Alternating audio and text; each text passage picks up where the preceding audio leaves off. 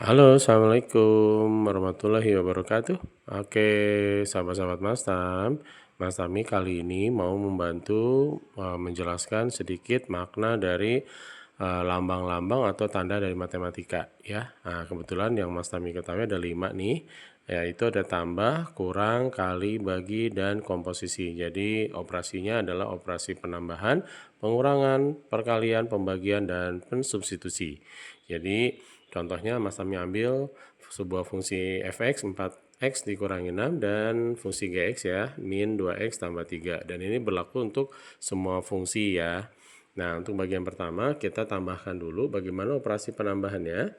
Jadi kalau teman-teman ketemu dengan fungsi fx ditambah dengan fungsi gx, maka sifatnya seperti aljabar ya. Jadi 4x dikurangi 6 ditambah dengan minus 2x ditambah 3.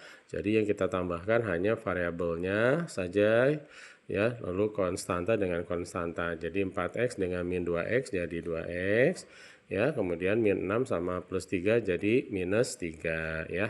Kemudian kalau bagaimana dengan dikurangi, maka kalau dikurangi juga sama ya prinsipnya, tapi agak sedikit kita kurungin dulu. Nah ya, kita kurungin. Kenapa dikurungin? Supaya nanti minus yang di sini itu punya siapa? Apakah punya minus 2 atau punya 3 atau ternyata punya dua-duanya ya. Jadi nanti kita lakukan proses distributif. Nah, di sini 4x-nya sama 6-nya dibiarkan saja terbuka. Kita buka karena tidak ada tanda di depannya. Kemudian min kali min 2 ya, kita kalikan jadi positif 2x. Kemudian min kali plus 3 jadi hasilnya minus 3. Sehingga jadi 4x gabung dengan 2x ya. Nah, jadi 6x. Kemudian min 6 gabung dengan min 3 jadi min 9.